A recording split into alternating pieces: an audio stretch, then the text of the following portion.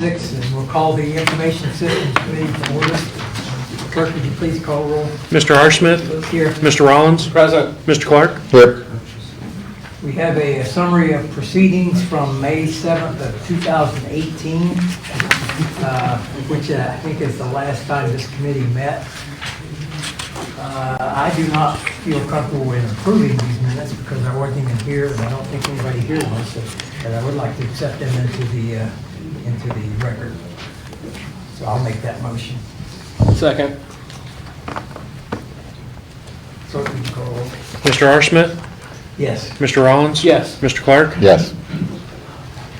Our first and only item of business tonight is report review. It states on here, we have Mr. Bolden here to help us out. Mr. Bolden and I met last week, went over some reports that we think might be necessary to maintain the records, to keep continuity, and to be able to keep things going with Mr. Bolden and anybody who may follow him in his job. Would you like to go over some of these? We have a list of the reports that you still have this list? Yeah, I've got it right here. I printed out those reports. Could you go over the reports that you gave us? You gave us a bunch of reports, and I really appreciate that. A lot of information. But if you could, these reports that you gave us, kind of reference to which one of Okay, these said it was. A lot of the one report I gave you for the sign, for the firewall, it gave information about the statistics and so forth.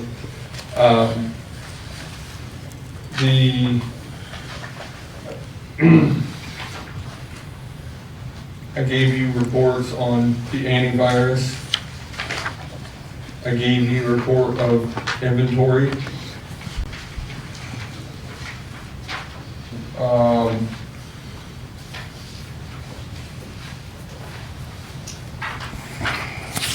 And that was pretty much it as far as that goes. A lot of I'm the only person in this department, so a lot of these reports that you're asking for, I'm gonna have to pull this information and generate them myself. It took me 2 or 3 days to get. So those reports. that's part of my question is, have you reviewed this list? I have, and How long do you think it would take to produce these reports? it took me a day and a half to get those. And Yeah. it would probably take, So- it would be most of my job. just My other getting concern reports. is there is a ton of redundancy here. Like we have, Right, capital improvements report, capital project, strategic initiative report, and a strategic IT planning report. right. What? And- I mean, I don't want to go on a whole lot of detail into this in public, Right. but, you know, I would be more than happy to sit with you guys and come in and talk to me about this, but some of these things, they don't apply to Yeah, this like department. the IT budget and expenditure report. Yeah, I mean, I don't, because of my unique situation, I don't actually do the budget for IT. Correct. And I don't think it would be a very good idea to have the person that does systems administration, network administration, and every type of administration under the sun do the budget for that particular department. I think it's a good idea to separate that off. So, you know, that would be someone else that would be given that information. But again, I'm perfectly fine talking to council about a lot of this stuff, but, you know, IP address information, MAC addresses, even the details of how things are done, that can all be used against you in some way, shape, or form. Right, and anything that you give the committee or the council is confidential. Right, that's what Yeah. that's why I was okay with Yeah. giving it to you, but, you know. Because the sensitivity of it, we don't want Right. everybody to take. One of the things, Jacob, I was hoping to accomplish tonight, or at least get started tonight, is this list that you have here. I would like for you to go through it and tell me which of these reports you can do and which ones you cannot. And then we'll go from there. This is a pretty comprehensive list, I agree. Yeah, I mean, But if you want to go through it and say, I can do this one, I can do that one, but I can't do these or whatever. can I be given more time on this? Oh, yeah. Once it's over? Yeah, no problem. Yeah, We're in no big rush. So, I mean, like I said, I don't mind giving reports, but a lot of this stuff, it's hard to talk about in public. Right. So, Well, and even, I don't know if on the reports, if you have a way of blacking out certain things. You know, as long as we see the report, I don't think we need to see the IP number or anything like that. Right. Yeah. Mr. Chairman, maybe a couple comments. Number one, I'm not sure, I think we probably would have to consult with the law director to know that any of those reports are confidential to be given to you. That wouldn't be my immediate reaction, but they would be, so I would like to address that with him. I'd also like to remind council that I would guess that we have more employees than the county, and the county has like 3 IT people. We have one. Exactly. We don't want- And he's also working on New World. I ask him things every day, whether it's to get Vidya online and get her up and running so she can do her job, and trying to connect with ADP. And I have no problem working on policy or having him work on policy, but I think it's going to take a while for us to work through that, especially with him being by himself down there. I agree. So I'm just, we expect a lot out of him, and I hold his feet to the fire, and he does a lot of good work, but he's only one person, so for 360 some employees, he's the only IT guy we got. And he's stretched pretty thin. Yeah. Thank you, appreciate it. Yeah, this is just the start, okay? We're just trying to get something rolling. yeah, I understand. And like I said, I think that there's a place for this committee, but we're trying to find that is going to be the challenge. Yeah, we have to find out what works for Marion. Yep. So I'll try to get through this a little bit more. Most of what I gave you kind of gives an idea of what goes on for the IT department, but some of the stuff just isn't on the IT department. Other departments, they have their policies that play a role in all of this as well, so. Yeah, and that's why I was hoping you could go through and line out what doesn't apply to you and say, yes, this does. Okay. Then we have a place to start. Yep, sounds good. Okay, thank you. Appreciate it. Anybody have any questions? Yes. And it'd be Craig, 365 Silver Street. I sort of heard what the mayor was saying. When he starts sending you reports or having meetings with multiple council members, wouldn't that create some sunshine law and open meeting act violations? I mean, if he's sending you records, now there's a public record that I can ask for. And even if it's redacted, what's the point of you having it if it's redacted? Like, what information does it provide to you? So now you're actually subjecting or allowing the public to look at this information that you don't want us to see. And when you start meeting with 3 and 4 and 5 council members, you're now having a de facto council meeting.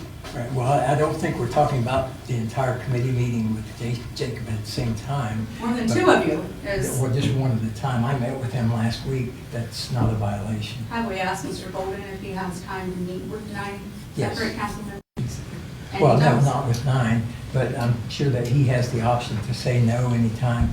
When I call him, I said, whenever you have time. I think you should consider the records factor, because I'm going to start asking for them, and I'll make sure they end up on Facebook if that's the game we want to play. You can play the games. Anybody else have anything? I would like that noted, that as I was walking away. That's not the rules of council, and if we're going to play the rules of council, then you're not supposed to address me as I walk away. And I would ask for you to show me the same respect as I'm expected to show it here. Anybody have any other comments or anything? If not, let's move on to matters not on the agenda. Anybody have any matters not on the agenda tonight? Yeah, in terms of software, I know at one time there was discussion about potentially not paying maybe the annual dues for the New World software. We were potentially looking at new financial software. Can we get any type of update on that as of today? Yeah, it's going to fall under another part of our conversation probably during finance, but to address that directly, we had met with another software company, and I think everything's still on the table as far as that goes. We have been meeting with New World Weekly on Mondays. Out of that actually came out of us having a meeting and talking about looking at other software. They got wind of that, and they have been very receptive lately. We have been meeting with them on a regular basis, trying to work through some of our New World issues. I also did an audit on our annual payment to them, which I think I told you guys is like $150,000, and there was 3 pages of modules. And out of that 3 pages, we probably used 5. So as we address a few other areas tonight, the money that we're going to save there will be better used somewhere else. But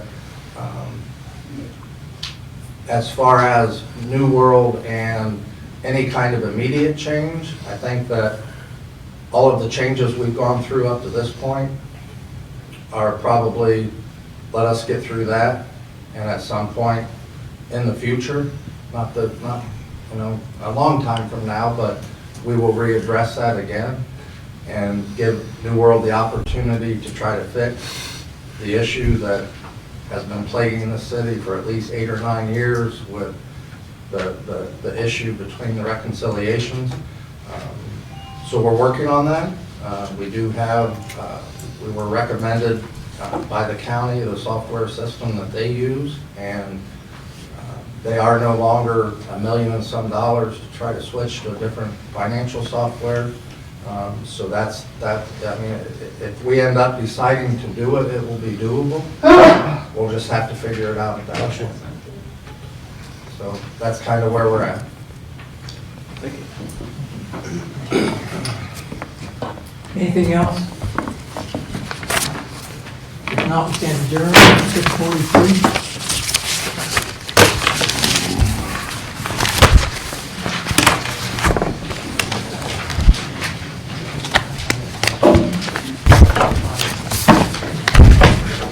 You'll be back.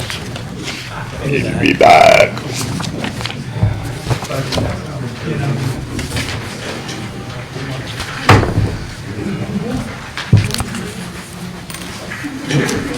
I haven't even been at this Ox Beans, have you? It doesn't exist yet. There, Oh, okay. I'm not sure that it's a restaurant. Isn't 172 South Main, that's on the, Peddler's Corner. oh, okay.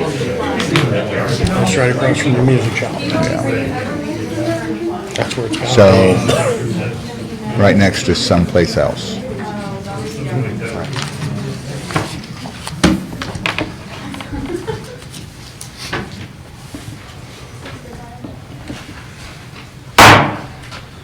.44 on February 2nd, 2026. All the Legislation, Codes, and Regulations Committee has had a meeting together. Mr. R. Smith, Yes, Mr. Kreider, Yes. Mr. Clark. Here. we have a summary of proceedings from January 20th. Everybody had a chance to review it. Anybody have any comments, corrections? Good. I'll move to approve. Second? Good. Mr. R. Smith, Yes. Mr. Kreider. Yes. Mr. Clark. Yes. One item of new business is a new liquor permit request for Ox Beans LLC at 172 South Main Street. I believe that's where that Lydia project's going in? Yes. Down the corner? Yeah, okay. It's a request for a D5 liquor permit, which permits beer, wine, and on-premise spirits in sealed containers of the same to carry out from 5:30 a.m. to 2:30 a.m. Also has requirements for seating, restrooms, and entertainment. Mr. Fire Chief, would you, Mr. Dean, would you have any objection to it? No. I'm not aware of any issues. Okay, great. So we have no objections from fire or police. Anybody on the committee have any comments? No. I don't. Anybody from the audience have any comments? If not, I guess we just let this go, huh? You have to vote to take no action. Okay. I'll make a motion to send on the council taking no action. I'll second. If you will, please. Mr. R. Smith? Yes, Mr. Kreider? Yes. Mr. Clark? Yes. that concludes new business. Any matters not on the agenda? Yes, it was the other two liquor permits, the update on that, what, has anything transpired from that? Yes, they were sent into the state and they misplaced them. And I sent them exactly what they got before with a, oh, okay, yeah, thank you. Difficult. And those have been dispensed of previously, Yes, so that. they were previously taken care of. They sent us, So we sent you- It's a clerical perhaps situation that. Anybody else? Any other comments? If not, we're adjourned, 6:47.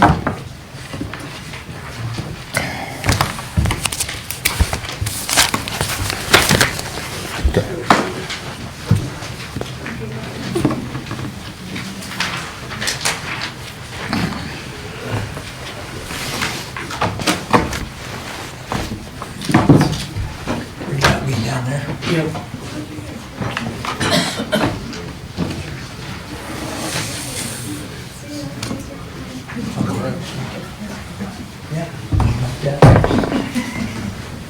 swear to God, one of these days, I'm gonna measure these tables out. I'm gonna I cut take them it down all. so they don't run in the room.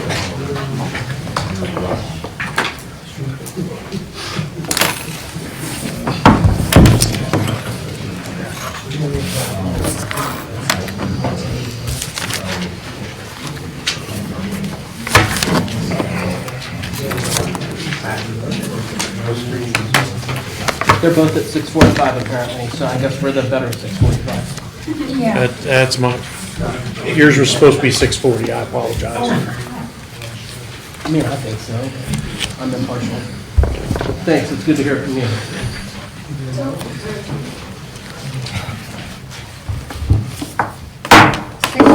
We'll call finance committee to order, clerk if you will take the roll, please. Ms. Lang? Here. Mr. Rollins? Present. Mr. R. Smith? And the first thing on the agenda is proceedings. We have finance minutes from January 5th, 12th, and the 20th of this year.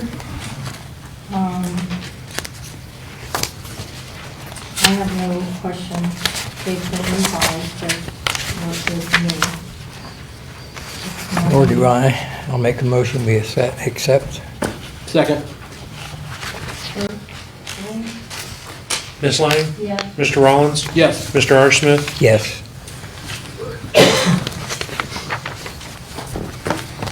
Next on the agenda is, item number 1 is the audit.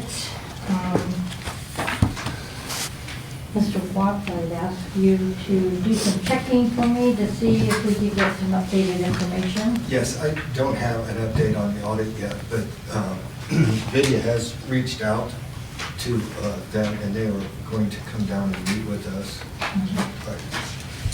This week. This week. When, Mid this week, she is it said. midweek? And so we'll have a better explanation of where we stand and where we're going. And will they give us an updated schedule, you think, at that time? Yeah, that's, we're going to ask for that. Okay.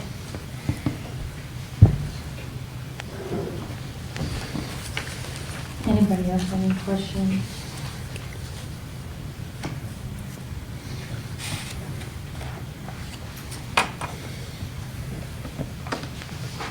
Well, we'll move on to item number 2, penalties and appeals.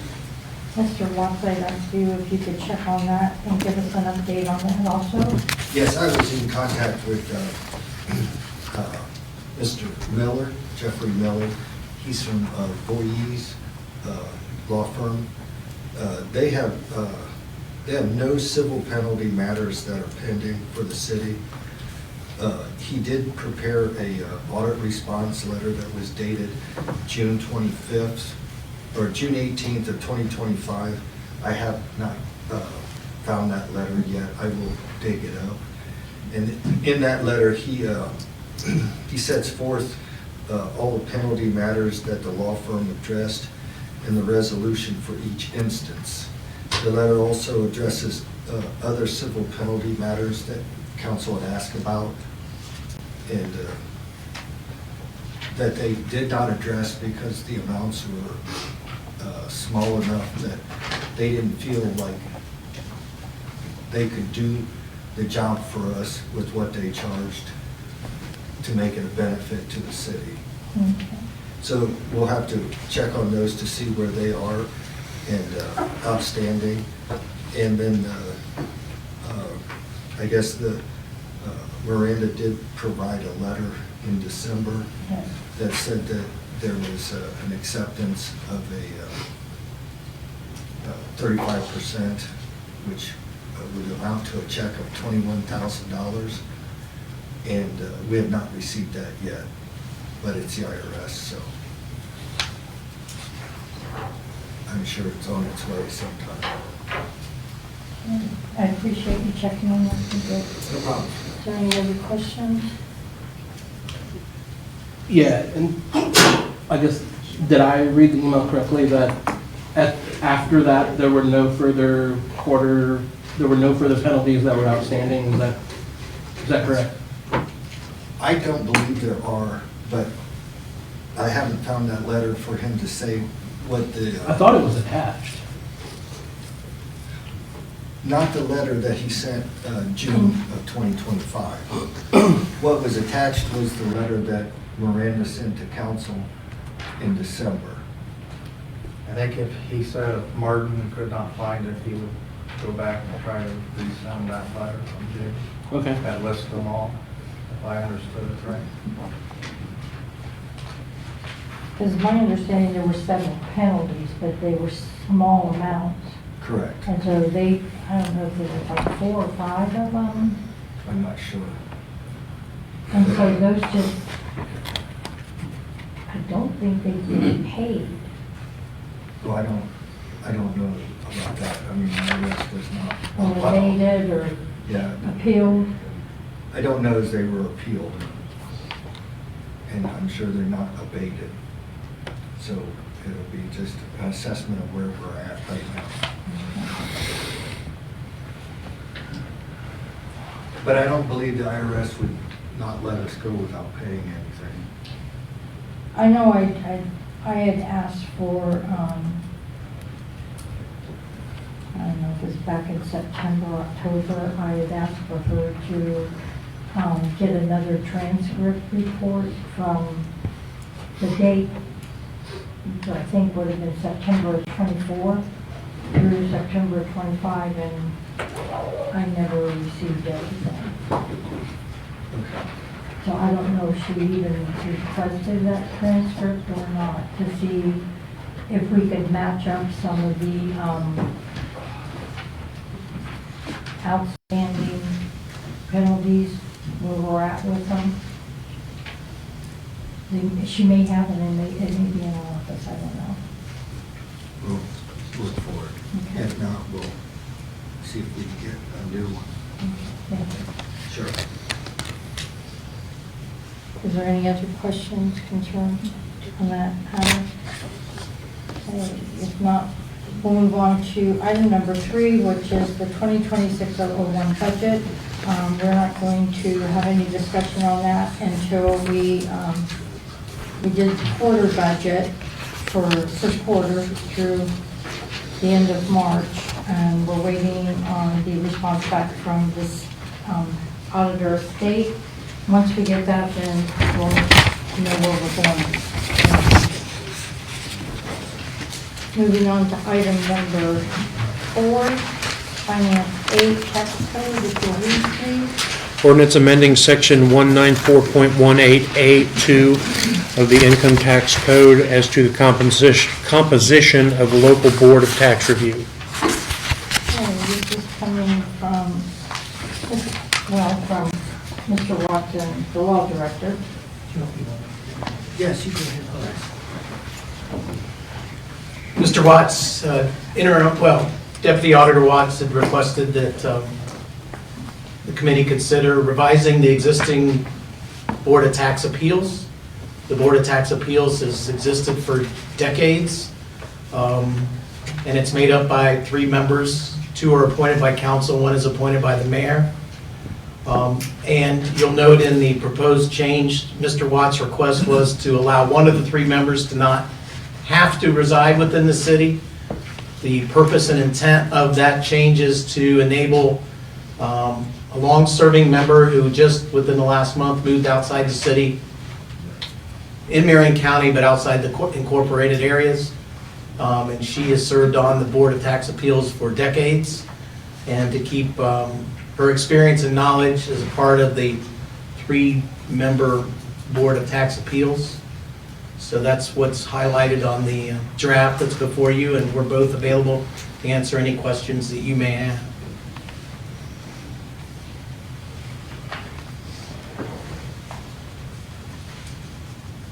So right now, currently, those members have to live within the city, and you're wanting to expand it outside. Just 1 of the 3. So if this passes, council could appoint this person who has served for decades but moved outside the city. If you adopt this, you could reappoint her to continue to serve, and only 1 out of the 3 total members could at any one time reside outside the city. Obviously, 2 would have to reside within the city. As you point out, right now, they all must reside in the city.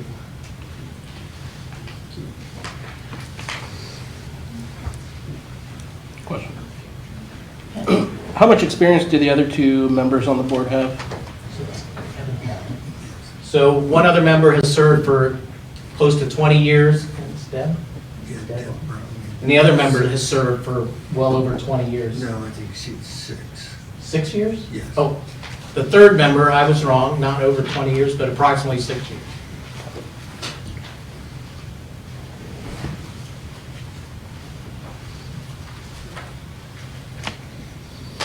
I have a question. The member that's served for over 20 years, the reason we're changing this is just so we can keep that member on the board? Yes. Or is this so that because we're having problems getting enough people to come in, have we tried to get another person to replace that person? No. Normally, the auditor's office makes recommendations. One is appointed by the mayor. Has always been Kevin Hall. He'll need to be reappointed if he's willing to do it, and that's who the mayor wants. The other 2 members, we give recommendations, and she has served, and she ran a CPA firm, so we'd just like her to stay on, but we need to do 2 appointments, either her or 2 other people, which we'll present with recommendations on possible candidates. It's difficult. You want to get somebody that understands taxes, So we have 3 positions, and basically right now, all 3 positions, Kevin's got to be Yeah, they all need reappointed. Okay. And we'd like to, we're moving on it because tax season's coming out, and there could be a chance of appeals of that.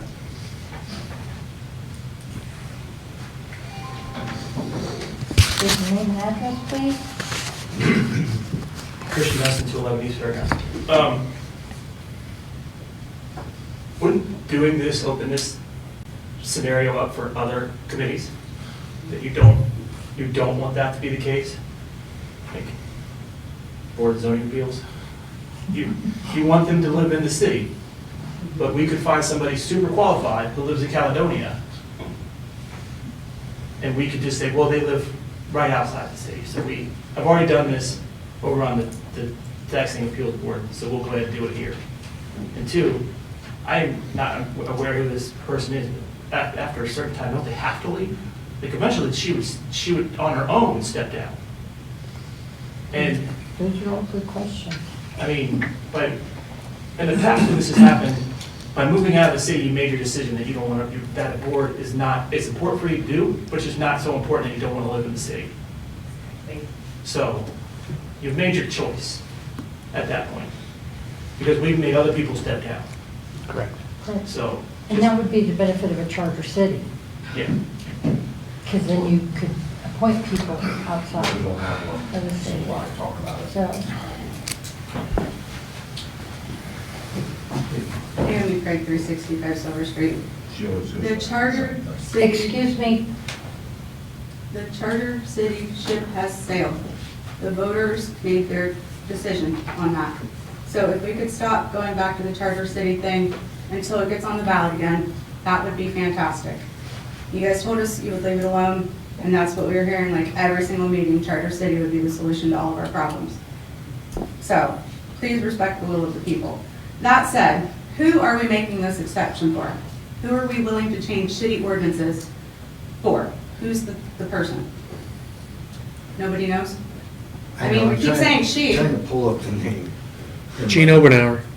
Gene Obenauer. Okay.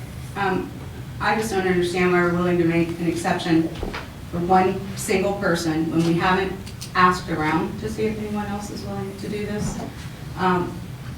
As Mr. Dunstan said, we're going to start opening this up to everybody and their brother, because if somebody wants the job, all they're going to have to say is, well, you did it for Obenauer, why won't you do it for me? Lawsuit.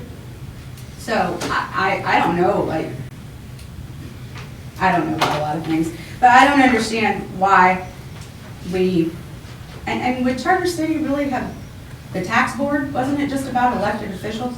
But anyway, I don't understand why we are changing the rules for one person, as Mr. Dunstan said, decided to leave the city, and they knew when they were leaving the city that they were giving up all city-related positions.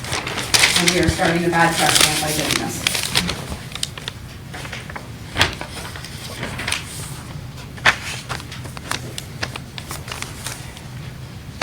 Kimberly Mayer, 890 Gephardt Street.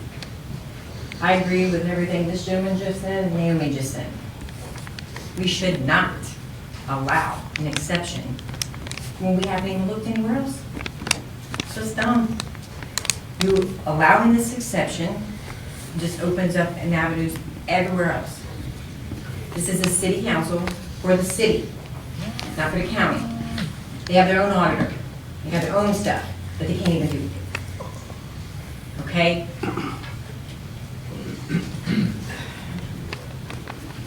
My train of thought.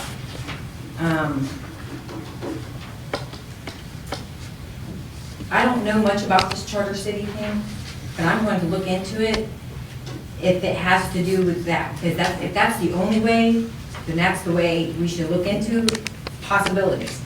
Other than that, there should be no making exceptions. This is for the city.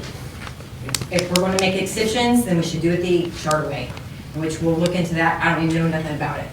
But if we're not doing that, then we need to do it with the city. That being said, I don't know who these people are in question, but if they had anything to do with our finances prior, they probably, opinion might not mean so much. they don't have anything to do with Okay, it. all right. See, I don't know these people, so. All right, but I really think you need to take into consideration what I and this gentleman and what she had just said. Thank you. This is city council. Thank you. Any further, Yeah, I just want to state that this was a decision that came from me. The council, the committee had nothing to do with it. We were just presenting it to them. With that being said, back again, Kimberly, he is a temporary person. We should not allow a temporary person to make that kind of decision.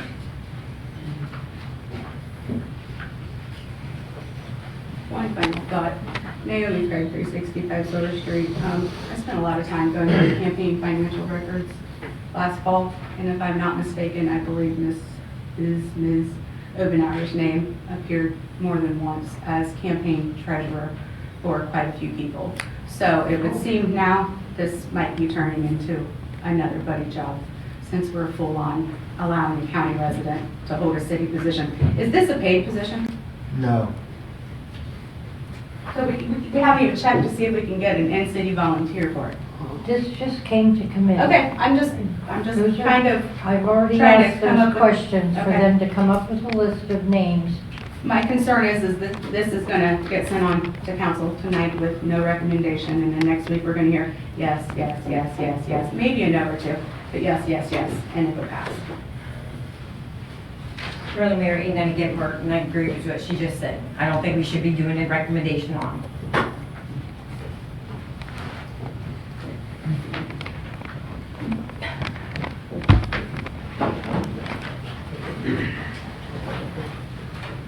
Lonnie Daniels, 608 Taylor Street.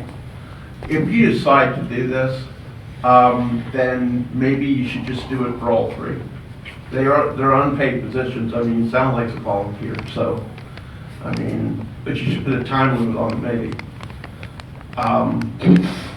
Otherwise you, well, whatever. That's just one simple. As far as holding anything in committee, I don't believe anything should be held in committee. No. Us three do not make the decision for the whole city. That's what council is for. So with that being said, if there's no further discussion, I'm going to make a recommendation to send it on to council with no recommendation. I'll second that. Clerk, take roll. Ms. Lang? Yes. Mr. Rollins? No. Mr. R. Smith? No.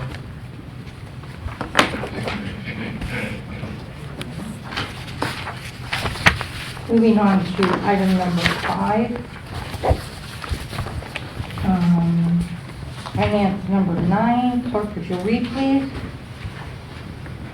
An ordinance to establish a Safe Routes to School SRTS grant through the State of Ohio's Department of Transportation, ODOT, and authorize the service director to apply and administer the grant and declaring an emergency. This is coming from Ms. Brown. This is the Safe Routes to School grant through ODOT. It's due March 6th. We can ask up to $1 million with no match. It's basically projects that enable children to walk or bike to school safely. It has to be within 2 miles of the school. Right now, we are going to apply for a walking path. It'll be on Brightwood, and then it goes to the Boulevard, and then it goes to Virginia into Delaware Avenue. And so it connects right to Benjamin Harrison, and then it stops about a half a mile from Grant. I have worked with both of these schools on this. They're very happy with this grant. They're writing recommendations for support. Outstanding. Great. Just one other thing, it also follows the school's active transportation plan as being the highest priority area. So we are matching that, which will help us on our grant. Yeah, it's absolutely needed over there. It's chaos. You don't know on the other side of Virginia, sidewalk starts, so that's kind of like the connection. Yeah. Yep. Any further discussion or questions on this? Make a motion to send on to council with a recommendation to approve. Second. Clerk, take roll. Ms. Lang? Yes. Mr. Rollins? Yes. Mr. R. Smith? Yes. Moving on to item number 6. Finance number 10. Reconciliation contract.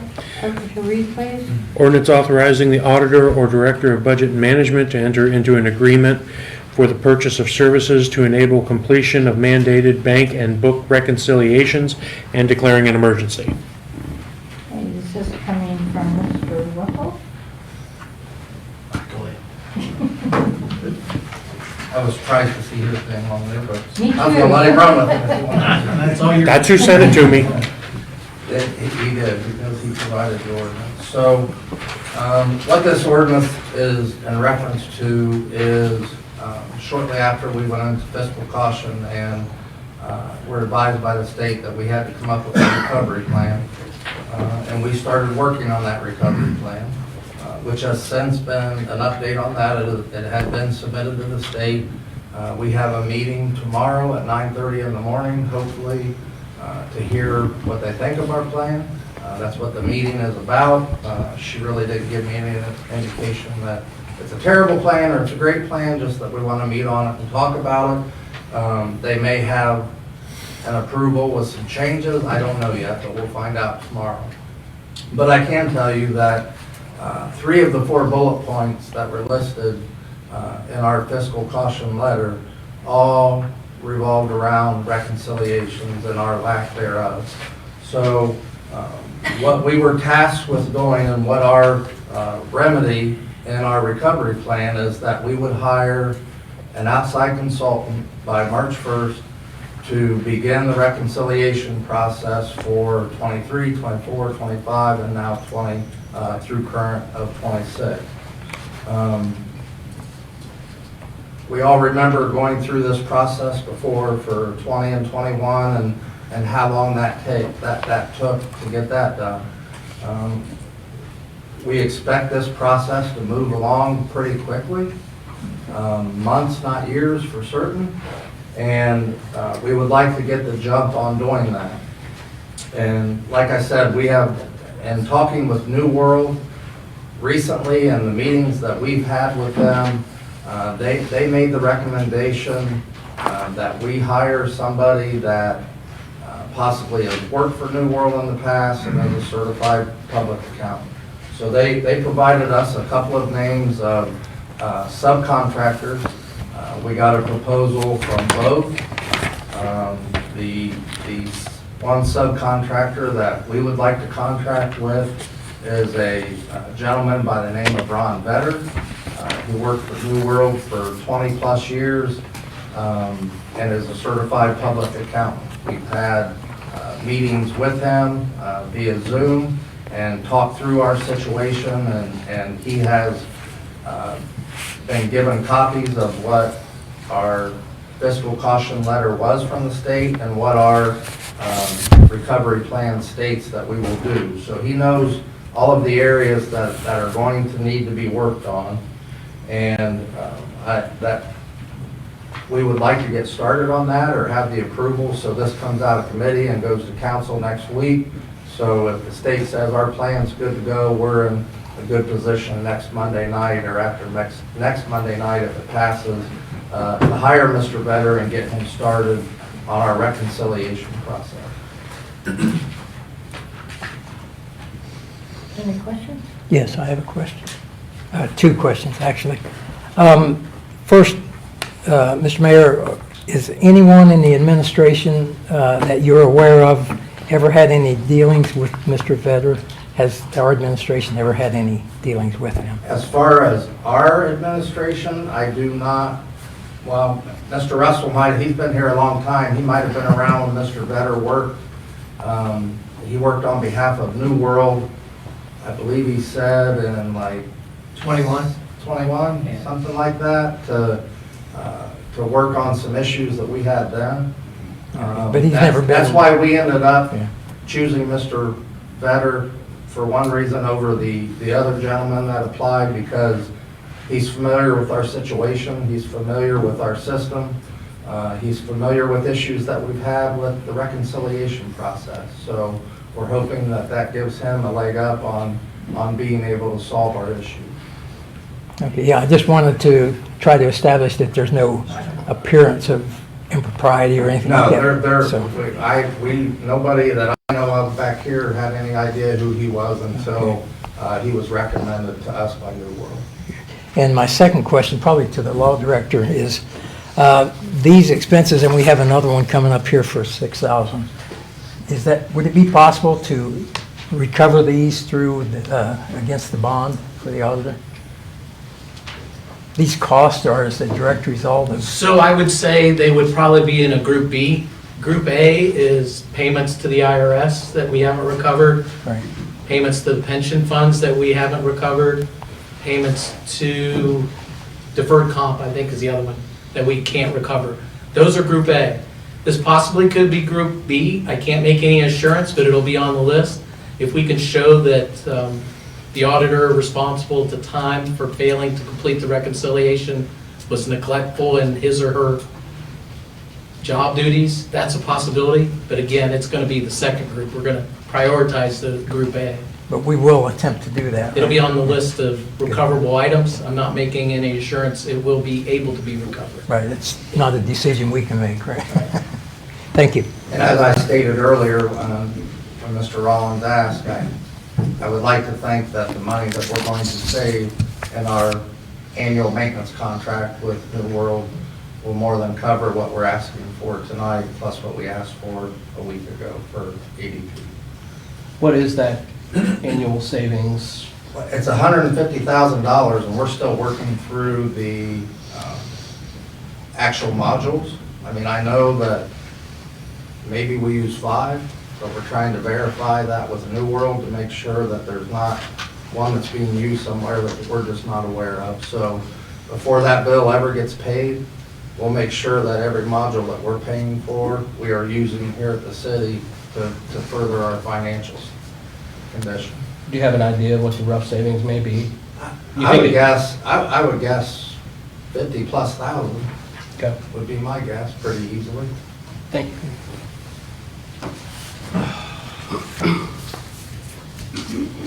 Any other questions?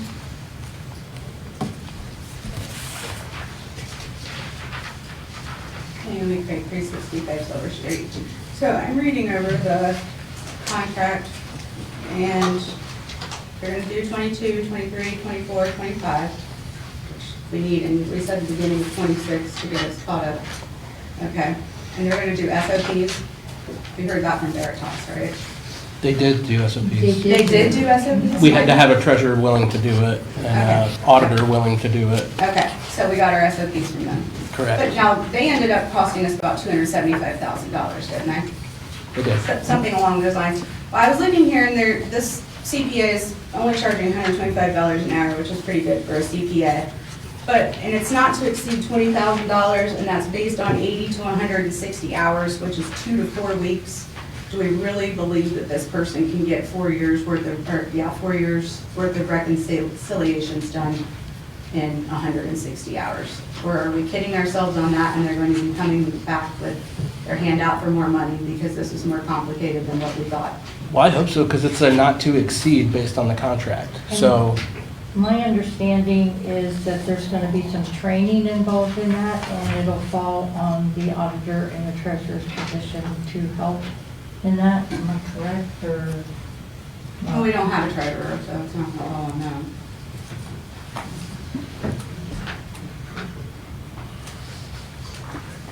I'm not sure I'm following what you're saying. To Aaron's question, I'm sorry, to Naomi's question, is that they're saying 4 to 6 weeks to have 4 years done. And I don't see the feasibility in that. They're saying 80 to 160 hours, so that would put us at 2. I mean, I realize they're probably not going to sit down and Yeah. work 40 hours straight on our reconciliations, Yeah. but in the scheme of things, that's going to be 2 to 4 weeks of straight work to do 4 years worth of reconciliations. So basically, the question is, Does that seem realistic to you? right, the 20,000 doesn't. And the SOPs in 80 to 160 hours. So I guess that would be my question. Or should we just expect more money to, You know, honestly, this is a starting point. I understood. I mean, I have no idea. I can tell you that the other quote that we got was $200 an hour. This is a good rate for CTO. And it was considerably more hours. Up to 570. I think they quoted up to 570 hours. So So I I think you guess have- my thought process is, even if he takes a little More. bit longer or more, I mean, I'm not saying that we won't come back and say, you know, he made it to 2024, and we have to keep going. But having said that, and knowing his ability and him having been here before, was why we chose him, plus the lower rate. And if we have to do more hours, inevitably it will cost us less money than it would if we went with the other vendor. I think 570 seems excessive, but I think 120 seems low. I think somewhere in the middle is probably. And that's why we all thought that as a starting point for us to see how this works. And again, because it's a contract person, it's not like having somebody you can't get rid of. With this guy, you know, within a month or two, he's not really showing us that he's getting things done, and we're not going to pay him the whole $20,000 up front, obviously. We're going to pay him as he bills us for the hours that he billed. But hopefully, we'll see in him that he's able to perform the duties. It may take longer than what he initially estimated, but we can address that when it gets to that part. So, I mean, it's certainly not a guess. We put a lot of thought into this and tried to come up with the best solution. So it's a starting point. Right, but I guess. I have a question. I believe in the contract I saw somewhere there's milestones to be reported on. Right. So we'll know what his progress is as he goes along, like weekly or something like that. Okay. So I guess my next question would be then on number 2, including but not limited to all accounts, funds or others for the years 22, 23, 24, 25. So let's say he gets to 23 and he's exceeded the 20,000. And I get these are all whatever, but now are we obligated to keep him because this contract says he's also going to be allowed to complete 24 and 25? Or are we allowed to say we're tapping out because we spent our There's an escape 20,000? clause. Yeah, we can. There's an escape clause in There's, this okay, contract. I like didn't have other time to read through all contracts. this. So With there is written a, notice. okay, We're not happy with the service or whatever. okay. I just didn't want to see this turn into No, a absolutely, Veritas. sure. I get you. We've talked about that a lot, so I get you. Awesome.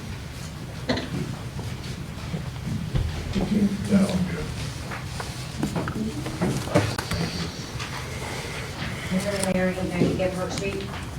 That person that we're referencing, you say they worked here prior, or what was it? I didn't quite catch it. The guy that we're talking about, Mr. Vetter used to work for New World, our software system that we use for our financial accounting here. So he used to actually work for that company, and then he retired and started a consulting. But while he was with New World, he had done some work with the city on the software system. He's familiar with our system. And what does New World entail exactly? It's our accounting software. Basically, it's what runs purchase orders, Okay. audits, money in, money out. All right. So my question, thank you for clarification on that. Yeah. So my question comes to, should we really have anybody that's been affiliated with things already being re-affiliated with the investigations? I'm sorry. I don't A understand. person that was already affiliated anywhere with know-how of any of Marion's accounting. We now employ them later. How's, I mean, I'm not following, I'm sorry. We have Mr. Watts that's still in the auditor's office, that's So- been there for quite a while, plus a few employees that have been there since August. Right, well, I'm not saying all that, I'm saying you're wanting to bring in someone brand new, as in a person on our payroll. No, No. no. Not on our payroll. No. It's a contracted employee, so we contract with them to come in and do those reconciliations. And the reason we would pick him out of anybody else that is not familiar with New World, this guy already knows New World, he knows what the software does, so he can get in and run the reports a lot more efficiently than somebody that would have, like just a normal CPA down the street that has no idea about New World. And I like all that, I just don't like the fact that, I guess the part that I'm missing to fail to communicate is, he's been affiliated at some point with accounting system for Marion to begin with. Should we now allow that same person to be? Well, he was an investing employee in- of New World, which is a big company. Yeah, but you had said that they were affiliated with Not with Marion's. Marion, no. They were not part of Marion's, they were not employed by Marion. They worked for New World.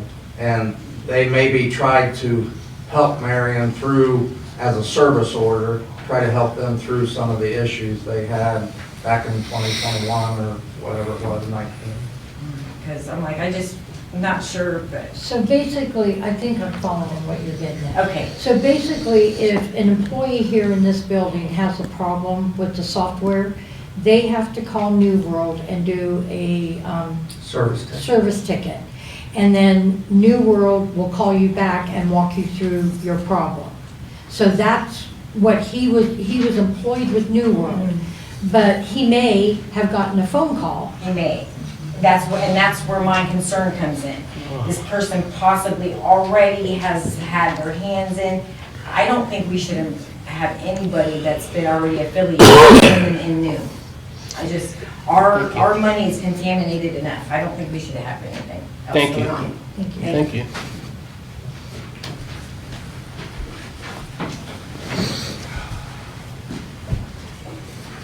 Christian Nelson, 211 East Fairground.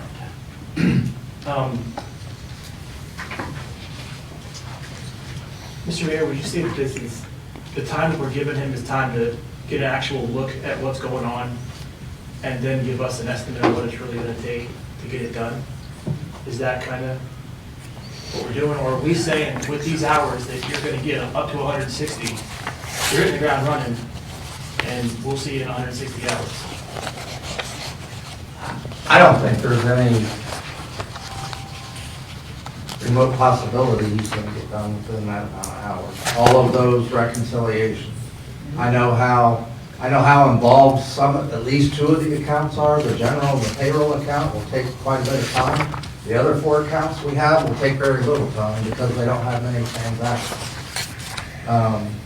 But you're right, after a month, and we're halfway through, or a quarter of the way through, what he's billed us, he may say, look, this is gonna take, but I would think the guy would know. I mean, he's worked for New World for 20-some years, he knows our system. I would think he would have a pretty good idea of how long it's gonna take. I mean, I would hope so. I would hope that he would be able to, at least because of the knowledge he has, he would be able to tell pretty quick what this is gonna take. And then be able to tell you, I'm gonna stick to the contract, but that ain't gonna be enough time. Unfortunately for us, the ability to do nothing is not a possibility. So we have to try to come up with the best plan. And we think collectively that this is the best plan to move us forward. And we'll see. We can't say everything's going to work 100% of the time. We'll see what happens. And if for some reason this guy don't work out at all, I'll have to come back here and say, look, this is what happened, or whatever. But if he does work out, great. At least we're further along than we were. There you go. Thank you, sir. Sure. You're more important than me. No, please, go ahead. Naomi Craig, 365 Silver Street. I just wanted to say in fairness that I was going through this thing, and it says that there's going to be an initial assessment, and then it says that he's going to work on monthly or batch-based reconciliations, and that there will be regular progress check-ins, that it looks like weekly, that they have a specific point of contact, and that there is an escalation process for unresolved discrepancies. So for the people that are listening, there is a good accountability procedure, it sounds like.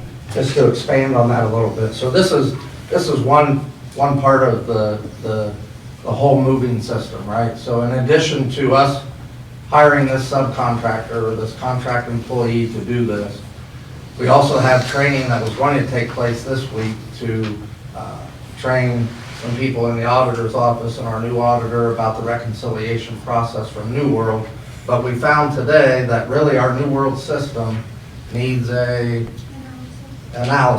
full in-depth analysis, and they have chosen to, the guy kept saying, yes, we will need to do that at some point. And today it was decided through our many conversations that we have almost every day, several a day, between us and the New World, that they think they need to do the completed assessment analysis before we start training people, then have to go back and train them a different way. So those are all things that are in the hopper and on the horizon, but we got to get this guy started on our reconciliation. He's going to be billing monthly, and he's going to be telling us if there's things that are out of scope, and And based on $125, I think it's a good thing, and I think that should kind of put some of our minds at ease that it's not going to be a Veritas bill that rolls in for $35,000 that none of us were expecting. So, awesome. I'll make a motion to send on to council with a recommendation to approve. I'll second. Clerk, take roll, please. Ms. Lang? Yes. Mr. Rollins? Yes. Mr. R. Smith? Yes.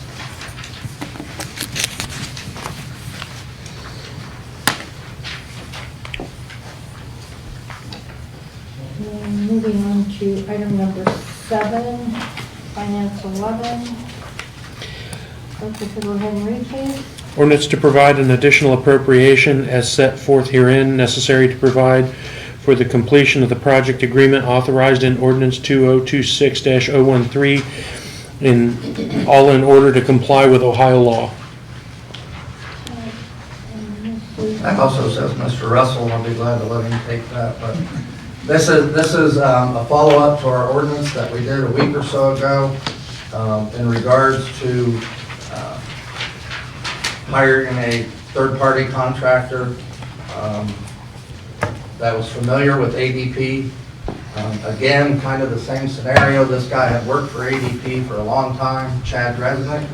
I will tell you that we hit 2 main goals and focuses last week. One was to get payroll out, and it just so happened that last week's payroll was monthly, semi-monthly, and hourly, or bi-weekly, which doesn't happen very often that those all 3 hit in the same week. So upon you guys approving us to hire Mr. Dresnick, they showed up here bright and early Tuesday like they said they would. He had 2 people with him. They worked all day with our auditor's office and the payroll clerk. And by the end of the day, they knew very quickly that it was a much deeper problem than what they originally had anticipated when they would get here. But they also focused on the 2 main priorities, which was getting payroll done for all 3 of those and getting W-2s out. So both of those things got accomplished. Payrolls went out last week with a few problems, not many, but a few hiccups, not near like we had before. And we did notify all the employees and sent out to those people that don't work here anymore, maybe they left throughout the year, sent out W-2s. W-2s will have to be corrected. I think the healthcare portion of that had not been added in yet, and we did not have time to get that added in before they had to go out by the deadline. So all the employees got a little note with their W-2 that said, here's your W-2, but there's going to be a corrected one. We were assured by Mr. Dresnick that he hoped that the new ones would go out by the end of this week. So they're currently working on that. I think they've since got the healthcare stuff put in. But again, we are at the 40-hour benchmark of what we hired them to do. And we still have like 7 open issues that we have to address. We still have everybody's time off books and balances that need to be corrected and put into their banks. We have a couple of custom reports that the auditor's office still needs that talk to New World and ADP and vice versa. They're still working on shift differential for different departments. They get shift differential or longevity and figuring out how to add that in. General ledger output. These are all things that they're still working with Martin on, and soon to be our new auditor, Vidya Iyengar. They'll be working with her also. Today was her first 12 hours on the job. Welcome to your new job. But the reason, so in talking with Mr. Dresnick, and I will tell you that we spent hours on email, Zoom calls, back and forth with him, even on the weekend, where he would ask Chelsea that she has to find this, and she would find it, send it to him. So they were very receptive to our needs, and they continue to work on that. But tonight, I need to ask for like 30 additional hours. He don't think we may use all of those hours. But, you know, had they come into a situation where we had somebody that was well-versed on ADP and knew the system really well, might not have been an issue, but we didn't have that. So Jeff is trying to learn just as fast as they're teaching him, you know, about what has to be done, and some of these things we just have to work through. So I'm asking tonight, City Council for another $6,000, not to exceed that $6,000. We might not need it all, but to let us continue on this project to get ADP up and running. And talking with him at length for this past week, he feels that once we're up and ADP is working as it should, it'll take the payroll clerk about 4 hours to do each payroll. So whether it's bi-monthly, semi-monthly, or the bi-weekly, monthly, or semi-monthly, it's not going to take a lot of time for him to complete payroll when the system's up and running the way it should be.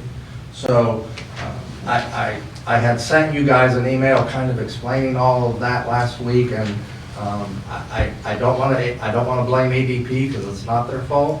It's because we didn't give them correct information, or we said something worked right when it didn't work right, and they went with it. So when it went live, it was doomed to fail from the beginning because it wasn't right. It wasn't put in right during implementation. So that's where we're at. I think if we get this within another week and a half or so, our hope is by next payroll that our payroll clerk will be able to do that payroll by himself with very little assistance from ADP and be very accurate. But a lot of things to fix between now and then, so we want to keep them on. Be glad to answer any questions. I'll make a motion to send to council with a recommendation to approve. Second. Clerk, take roll, please. Ms. Lang? Yes. Mr. Rollins? Yes. Mr. R. Smith? Yes.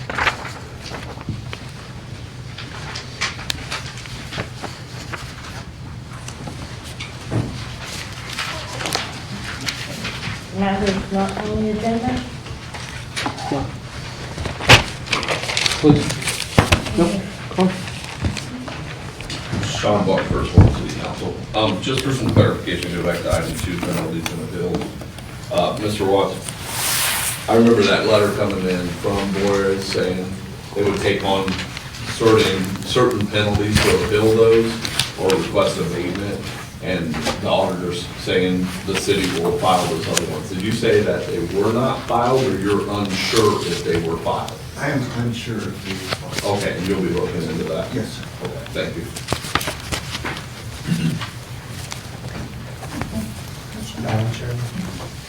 This really has nothing absolutely to do with finance. I mean, it kind of does in a roundabout way, I guess, but I've received numerous calls, numerous emails about the situation with Aqua and the water and the issues that we have. Living in the city, I want good water too, and I reached out today to Aqua and asked for their contact person at the EPA. Scott Ballinger answered me very quickly, gave me the name of Michael Deal from the EPA. He does ground and drinking water out of Bowling Green, but we're in his area.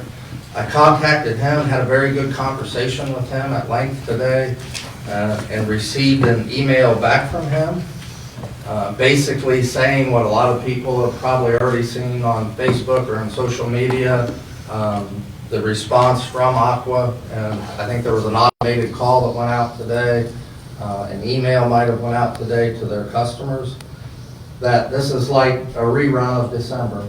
So this is like the same situation, the same issue. I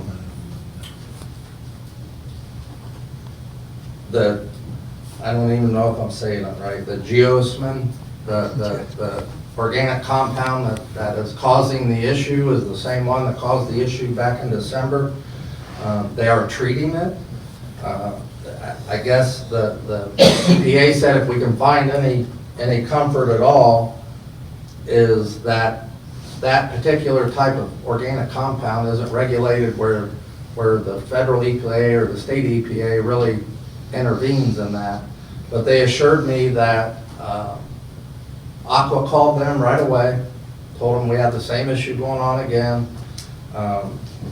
Aqua began more frequent testing, daily or every other day testing, and their plan's going to be much like it was the last time, to treat it at the plant and to flush when possible, to try to get it out of the system.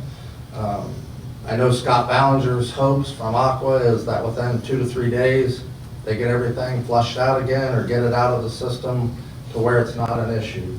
And it does seem, I don't know why it's sporadic, but it does seem sporadic. At my house, I really don't smell it right now. The first time I did a lot, but this time I don't really smell it. I'm probably like a lot of other Marion people. I've been drinking a lot of bottled water since that happened. Just because you don't want to, you want to drink something that tastes good, not something that doesn't taste good. And I think that I feel comfortable in the answers I got from the EPA and Aqua. I'm not a scientist, I can't say. I mean, they say it's safe.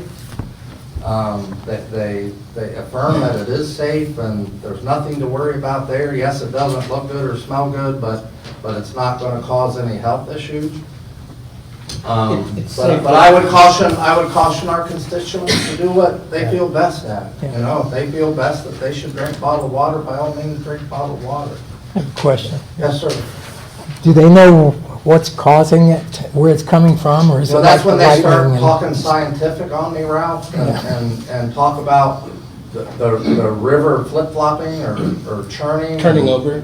Huh? Turning over. Turning over, that's the word they use, is that it turns over, and then they have some scientific name for it about why that does that. But I guess it's very common across the United States for other water providers to have that issue or that problem. But a lot of people ask, what's the mayor going to do? And the water system is not our system. And there was a lot of people here the other night for the rate hike meeting. And some people got confused that night because they talked about water and sewer.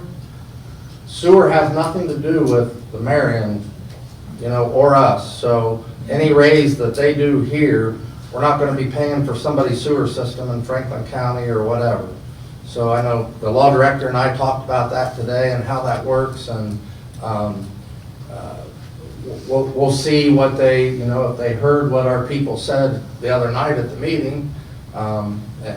It's not a really good time to ask for an increase in your bill when we've had those two issues back to back and very close together. So it's very fresh in everybody's mind that what had happened, and we all want quality water, and we're willing to pay for it, but probably not a good time for a rate hike. So that's that.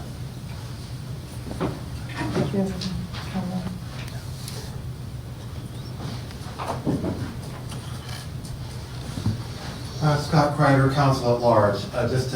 Since the mayor brought it up, just to comment, this started happening after our PUCO last Wednesday.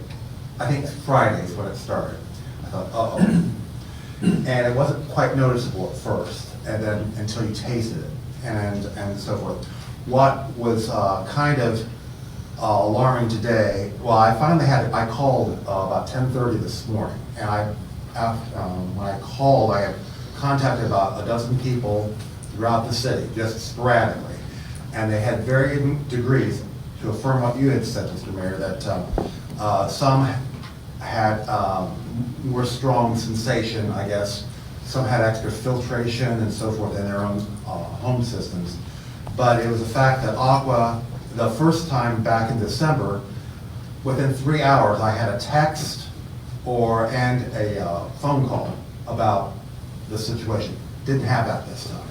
So that's why I called and I reached out and said, what is going on? And I contacted one of their council person as well and you as well. So I just want to let you know that the communication wasn't, I don't know, there was some sort of lapse. Then I got a call about 4:30 tonight, and that reiterates everything that's has been sent out publicly. But I think what it amounts to, we're really, people are not having the assurance and the confidence in product. And living where I've lived for over 30 years, and the only thing was that every time, like if there's a water main break, you know, you have to address all that. But this has been, these kind of issues has been just more recently, and it's whether they're getting, you know, our supply from the river versus the aquifer. I think that's probably, you know, what has really contributed to everything. So just a comment. All right? Just further note for my constituents, for some context, I can't discharge water from the plant unless it is a 0.5% residual chlorine. That means that someone at the EPA considers chlorine levels in a public water stream dangerous to some type of life higher than 0.5%. The water being delivered to the tap at your home today is probably 4 or 5% residual chlorine. You can make the decision to drink that or not. I'll leave it at that.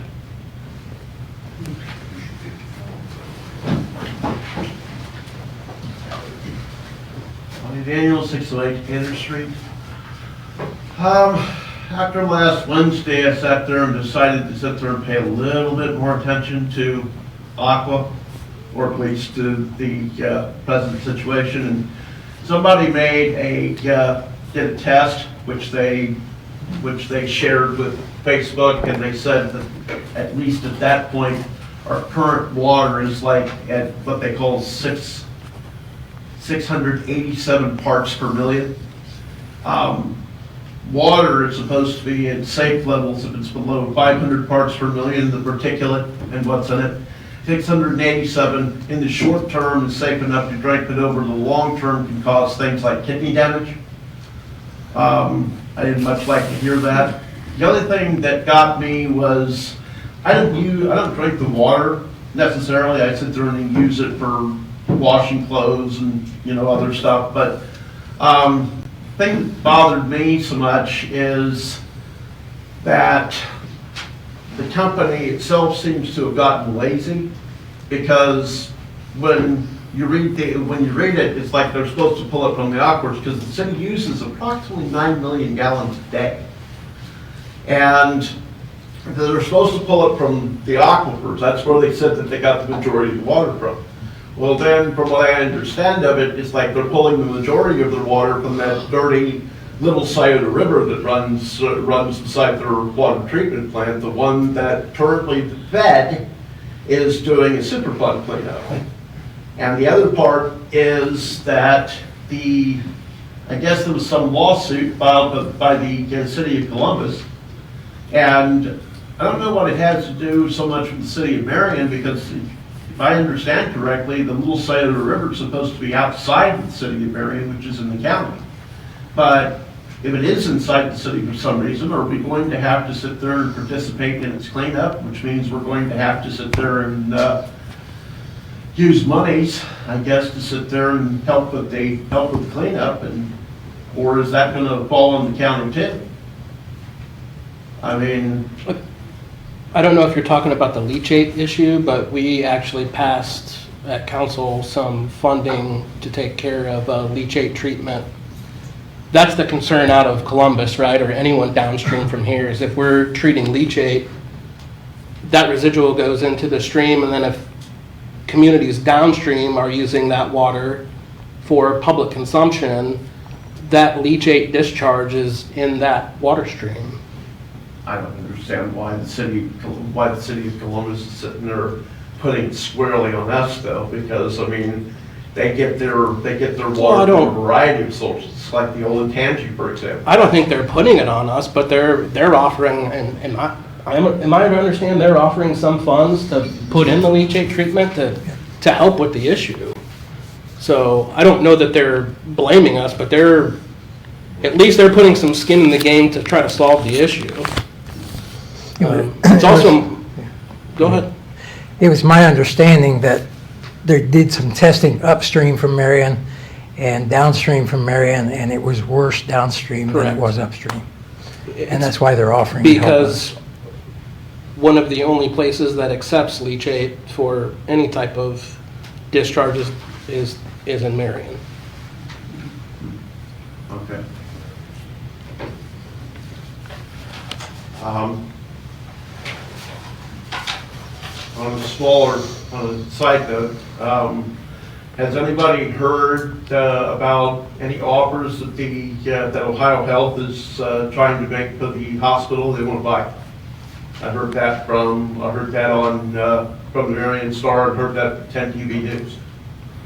And I don't know, that's probably pretty early to say, but That's exactly right. There is an agreement between us, the county, and Ohio Health to have conversations about that, but we've gotten nowhere near talking about dollars and cents and what that might be yet. yeah, I just know that they have a desire for that, because right now they're paying about $600,000 a year in rent, which of course your predecessor was willing to give the hospital away for $1 a year, but he was stopped from doing that. So at least you're getting that money, but I thought it was highly interesting that they're making an offer now that they've heard that, oh, the city's in financial trouble. Why don't we sit there and make them a deal? Golden egg? Huh? The golden egg? Yeah. I know what you're saying. I know that seems like that might have something to do with it, but we'll see where it goes. We'll see. We'll start having our meetings and keep the public informed and see what kind of offer they end up making. We'll see where we go. So give it to them for $1 a year. Yeah, it won't be $1.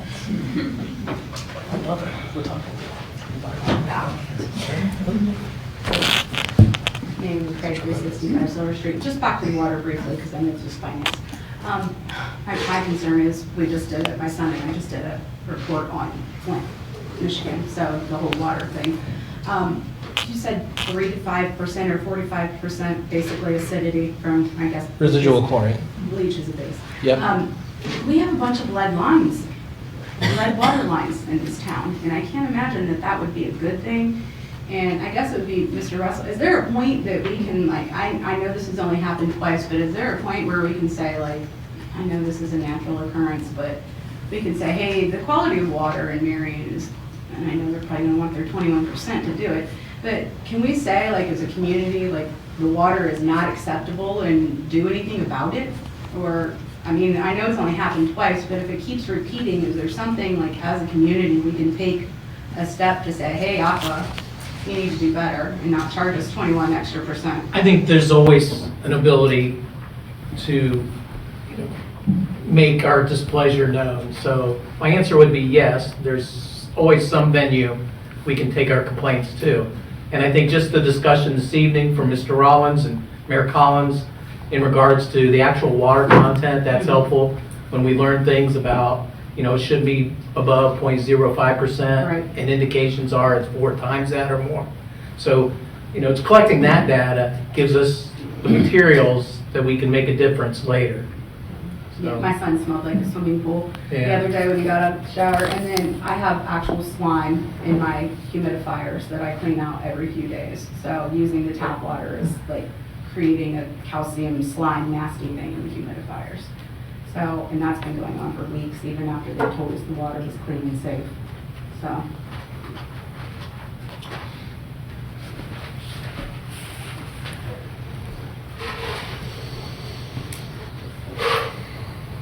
For the mayor, 90 Airport Street. This kind of has something to do with finance, but kind of doesn't. As in, it would if it gets there. Right now, this is funded already, but it won't be funded soon.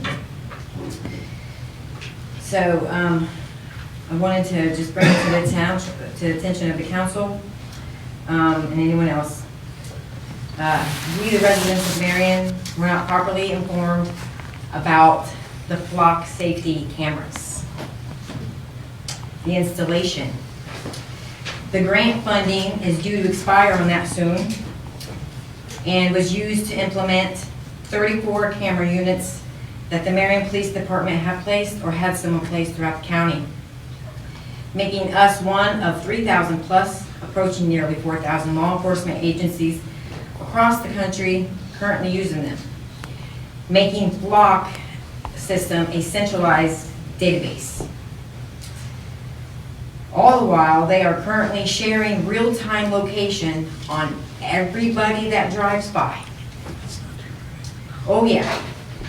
And if you didn't really consider this part, none of those offices need a warrant to access those cameras.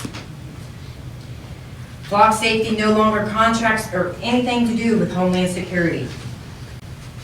I encourage the community and all of the city council members, as they are voted on to office by the people, to look into these videos that I'm going to tell you about in a moment, as this seems to be concerning.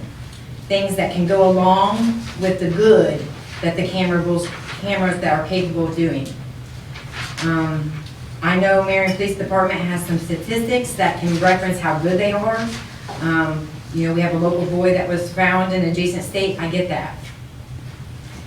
But I have a few copies that I made for people.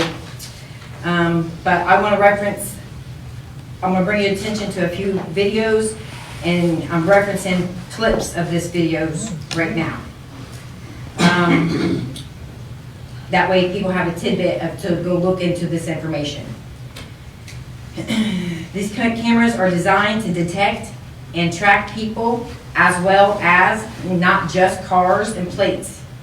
As you will be able to see in the video with the PTZ cameras, pan, tilt, zoom. And they literally use AI to follow you around, whether you are a person of interest or not. In these videos, you will see that there is a family that exposes a family loading things into a vehicle in the Lowe's parking lot.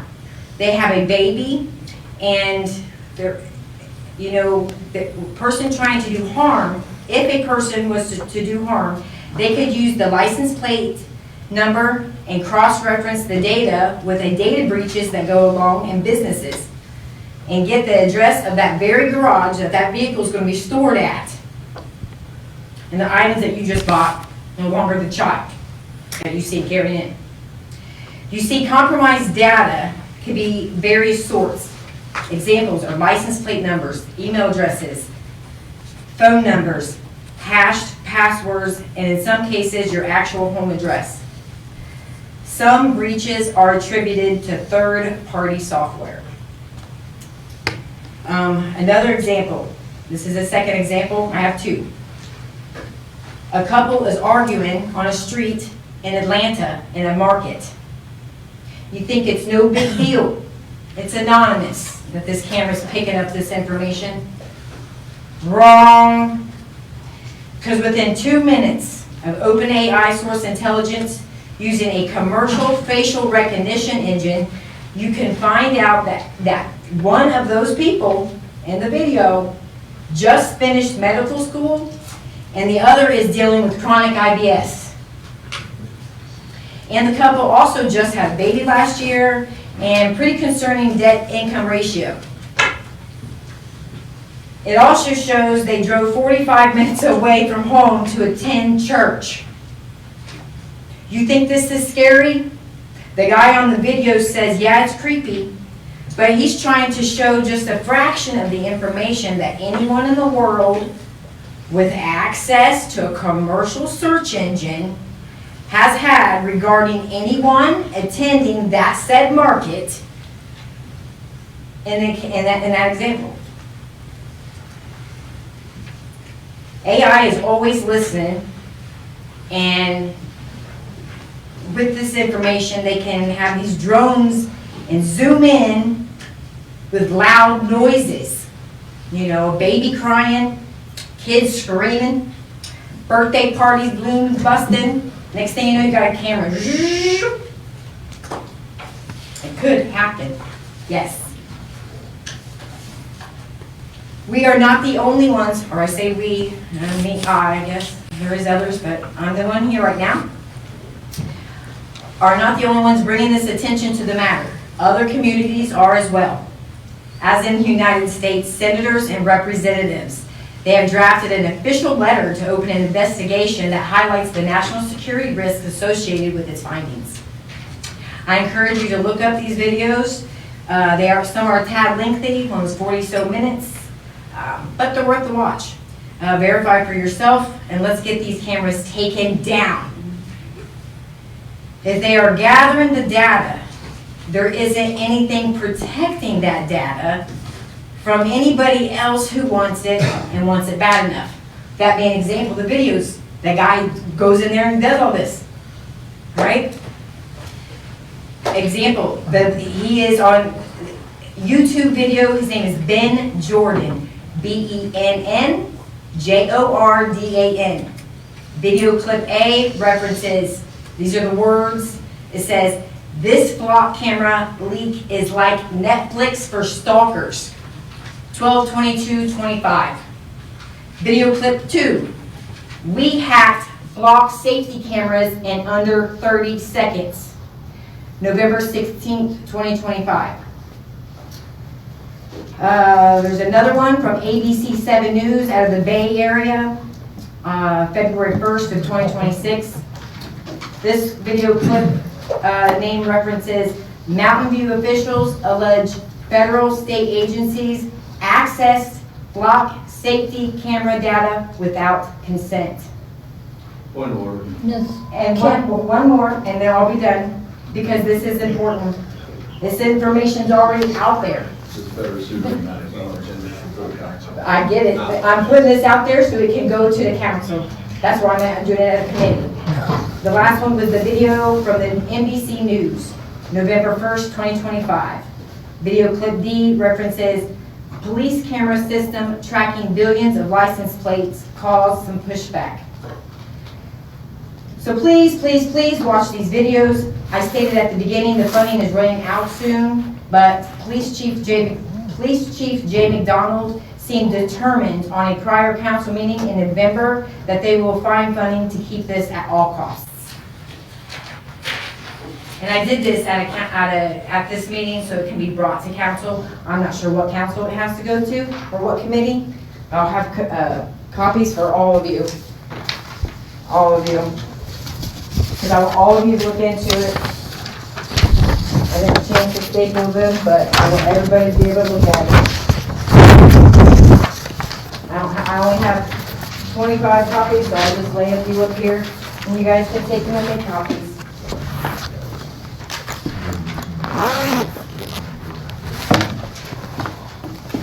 There's no other matters on the agenda. Finance is adjourned 8:03.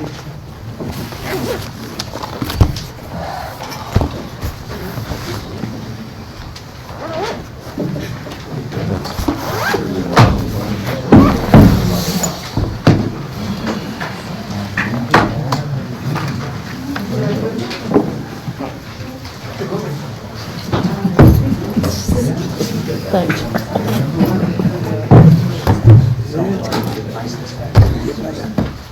Get out of here.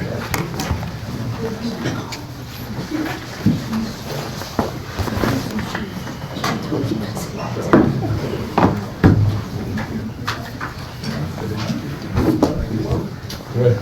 Yep. 8:04, call order the Streets and Sewers Committee. Clerk, will you take roll? Mr. Barr? Present. Mr. Prater? Ms. Larkin? Yes. Got a summary of proceedings, had an opportunity to review Ms. Larkin. Yes.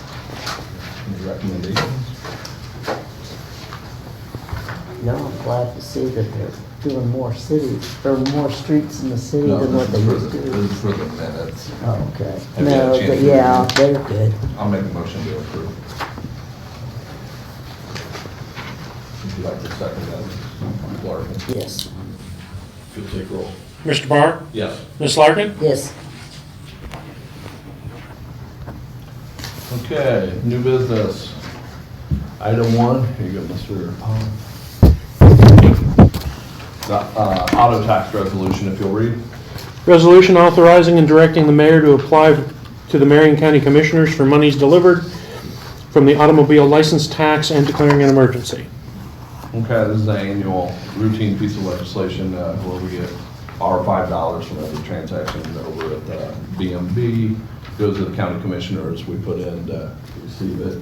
And we always have to provide a list of resurfacing projects. That doesn't mean everyone on this list will be resurfaced, but it means that it has to come from this list. Any questions? Anything from the administration? Anything from the audience? Wishes of the committee? I'll make a motion to send on to council with a recommendation to approve. I second.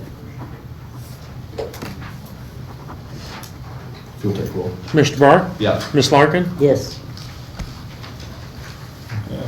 Matters not on the agenda that are related to streets and sewers.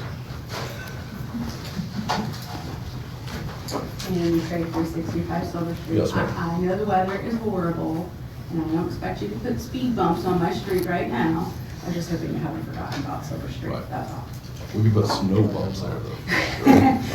I just want to say, also the city street guys have done a great job because we are street parkers. We're the unfortunate souls that don't have a driveway.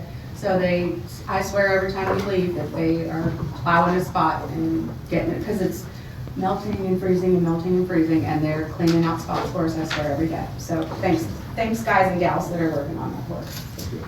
Anyone else? I'm wondering, have the potholes been filled in? With snow. With snow. That we're adjourned 8:06.